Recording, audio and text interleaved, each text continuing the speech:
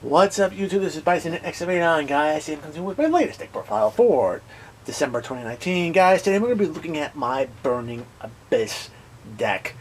Alright? Now, in the recent metagame, Burning Abyss has been a heck of a combo-centric deck. The deck can do a whole lot of different things. I know with the PK Fire version of the deck, we had Rusty, which can just turn around and drop a lot of resources onto the field, which can cause a whole lot of disruptions, and ultimately basically be a pain. Rusty wound up getting banned earlier this year. The deck did lose a little something, but it can still do what it's doing, comboing off. I mean, to be very honest, the deck does hold well, and with the right pilot, it could very well win. It's just that gotten tired of playing the combo centric, and I kind of really started to miss playing the old school version of Burning Abyss back when it first came out, back when it was back row heavy, and it's the form of disruption, and that deck came from the back row. And to be honest, decided to turn around and take a look at some of the cards that I've been using with my Burning Abyss, as well as some of the newer cards, and I can tell you right now, the deck does jive a lot better, and it can offer a whole lot more surprises. Alright, so without further ado, guys, we're going to get right into this. Of course, we're going to start off with the monsters. Today I'm going to be going alphabetically through the Burning Abyss monsters, so 2 copies of a leak. Now, for anybody out there that is not familiar with the Burning Abyss, they have 3 primary effects. One effect is whenever they're sent to the graveyard, you get a particular effect, and that effect is unique to each individual Burning Abyss monster. Sent is a very broad term. Here in the game of Yu-Gi-Oh! It can mean discarded, it could basically mean being used as a cost, it could be destroyed by battle, or milled from the top of a deck. So it doesn't matter how it's being sent to the graveyard, except for being returned to the graveyard for the banish zone. As long as it's being sent from field, hand, or deck, you're going to be getting that card's effect. And that also includes its effect when it's detached as a material as an Xyz monster. Alright? Moving forward, these cards can special summon themselves when you don't have any back row in the field, which means you can just flood your field early off in the game and link off and go into rank 3 plays really fast. And the last effect is basically if there's a non-Burning Abyss monster on the field, this card, Burning Abyss monsters will automatically destroy themselves. Send themselves to the graveyard and opting off for those effects. The sent to the graveyard effects are all hard ones per turns. When a leak is sent to the graveyard, you target one of your opponent's monster and you get the effects for the rest of the turn, which is actually very useful depending on how you utilize this effect, whether it be discarding off of a trap cost or even utilizing Beatrice. Very good. Alright. 1 copy of Babar. Babar is the burn baby of the deck. Whenever he's sent to the graveyard, you banish 3 Burning Abyss monsters from your deck, except for Babar, and then you can hit your opponent with effect damage for 300 points times the number of cards you sent. So you can get upwards of 900 points of damage whenever you use them. So, awesome. 1 copy of Calcab. Calcab will target a set card on your opponent's back row to destroy it whenever he's sent to the graveyard. Alright. Seer, one of the MVPs of the deck. Seer, whenever Seer is sent to the graveyard, you're special summoning another Burning Abyss monster from your deck to the field. Huge to get more bodies on the field to either link or to go into your Xyz plays. 3 copies of Farfar.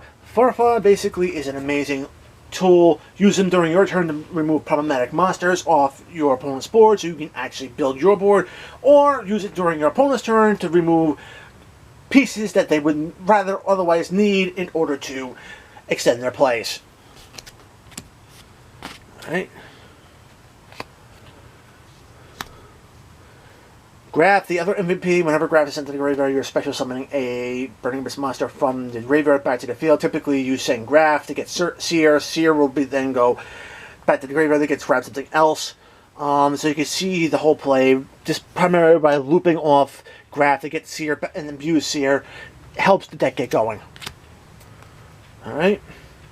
2 copies of Libic. Libic is just an amazing card. Can help you special summon a monster from your hand to the field when it hits the graveyard. Very useful to get an extra body on the field. And of course, We got 3 copies of Skarm. He is the 3rd MVP in my opinion for this deck. Basically, whenever he's sent to the graveyard, you get to search your deck for another level 3 Dark Attribute Fiend monster from your deck to your hand, which is just awesome. Alright. Now one of the other cards you can actually search off of Skarm is going to be Tour Guide of the Underworld. Tour Guide has always been a staple in Burning Abyss decks since the beginning. Normal summon Tour Guide, you get to special summon a level 3 Dark Fiend monster onto the field alongside of it. Its effects are negated, so you don't have to worry about the Burning Abyss monster popping itself. And then from there, you can either link off or go into your rank 3 plays. Piece of advice: if you're going to be playing this card, make sure you bait out any negates or deal with any negates before summoning her. You do not want to be dropping her on the field and having her negated, leaving you a monster that is eating up your normal summon and is basically going to force your other Burning Abyss monsters to pop themselves when they hit the field next to her.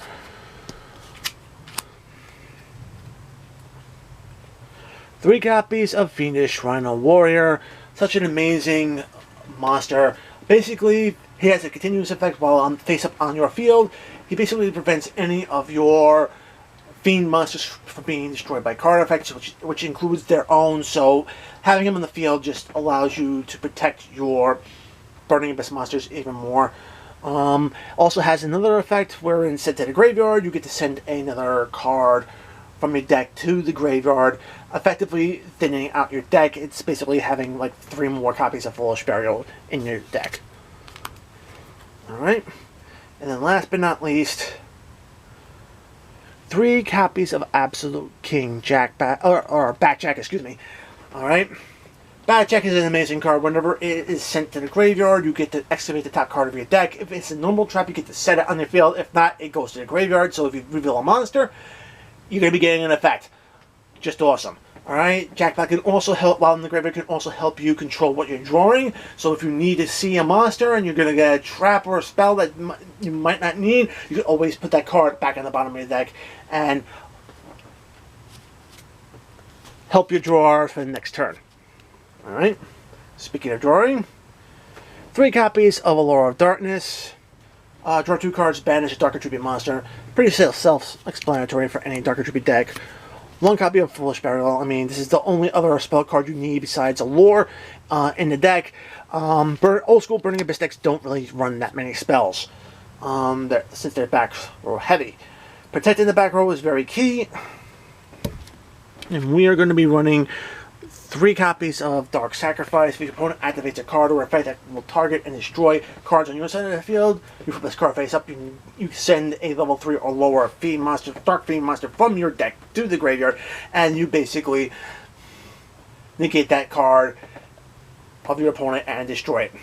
And get other effects off alongside of it, which is just huge. Alright. 3 copies of Lost Wind. A great monster effect negator, since you're going to be seeing a lot of special summons during your opponent's turn. Flip this card face up, you're basically negating that monster's effect and basically cutting their attack down as well. And that attack loss is permanent. While this card's in the graveyard, if your opponent special summons a monster, it comes back to the field, resets itself, and then yeah, you can use it again. So technically it's like 6 negates in 3 cards, which is just huge. Alright. Paleozoic Dynamiscus. This is basically like a trap version of Farfa. Except with Farfa's case, Farfa only banishes until the end phase. Paleozoic Dynamiscus gets rid of the card permanently that it banishes. Alright, and while this card's in the graveyard, if you activate a normal trap, you can actually special summon this card to your field. It allows you to get a little bit more link fodder onto your field. So, very good. All around for the deck. And to help dig through your deck, besides Jack Black, I'm actually running 3 copies of Trap Trick. Trap Trick is just amazing in this deck. Essentially, it gives you 3 extra copies of all your normal traps in your deck, and that's just huge. Not only that, but the ability to play them on the same turn you're set, so that's even better.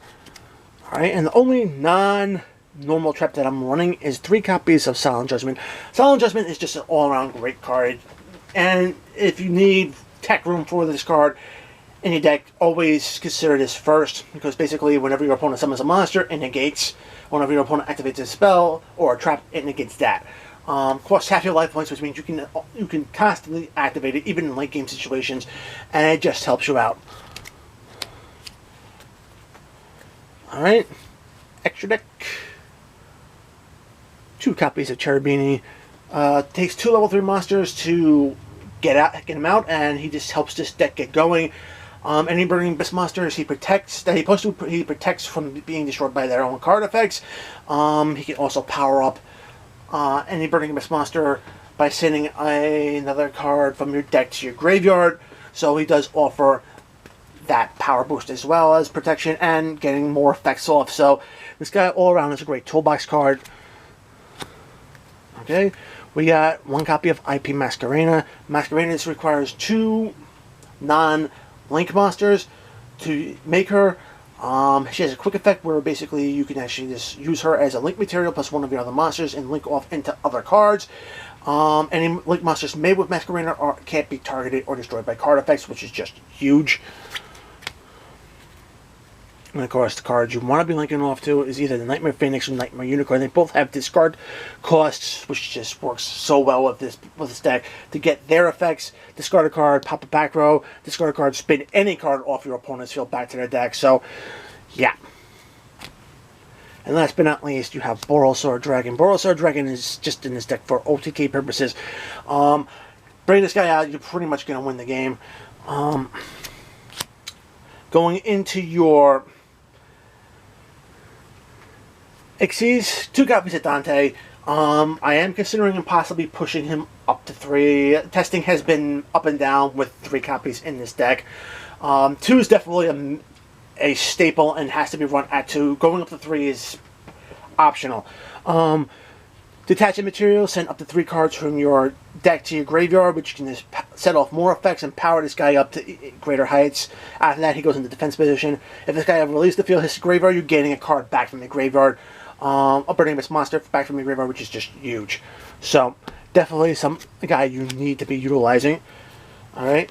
DDD, Stone King Darius. Built for Burning Abyss decks, rank 3, 2 level 3 Fiend monsters are his materials. Detach a material, he basically becomes indestructible and destroys any of your opponent's monsters that battle him, which is just awesome. And it also hits with a little burn damage, so you get so many good things with this guy to help clear out fields. You got Levier, the Sea Dragon. Levier is basically in there to help get back anything you banish off of Allure of Darkness. Number 47, Nightmare Shark. Detach a material, and you're able to swing at your opponent for 2,000 points of damage, which is just amazing, especially if you go into time. Just imagine having Barbar as a material and detaching that. You get the whole idea. And then, of course, you got Break Sword. Break Sword is just an amazing card that can just pop one of your opponent's monsters off the field. Alright. Going to higher ranks, you have Beatrice. Beatrice, basically, you discard a Burning Abyss monster, detach a material off of Dante, and you can basically rank him up that way. Beatrice is the Lady of the Eternal. Even though she doesn't have Burning Abyss written in her name, that can cause problems depending on the situation, but she does have an amazing effect. Basically, detach a material, and you're able to send a card from your deck to your graveyard during your opponent's turn as a quick effect, and that can help with disruption. So a leak in Farfa becomes even better. Alright, and of course when Beatrice leaves the field, you can either summon out your Dante Pilgrim or your Virgil. Dante Pilgrim replaces one beast stick with another beast stick.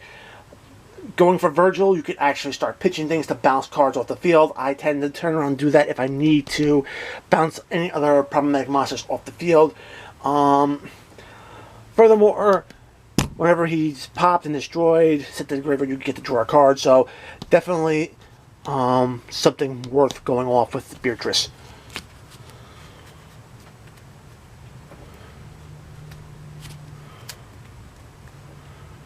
Alright guys, that is my Burning Abyss deck for December 2019, guys. As always, if you like the video, give it a thumbs up. If you want to see more content like this on my channel, make sure to subscribe, enable notifications so you don't miss a single upload. Check out the description box below, find the invite link to my Discord server, join a conversation, we'll love to have you. Follow me on Twitter at BystanderX79. And guys, as always, until next time, peace!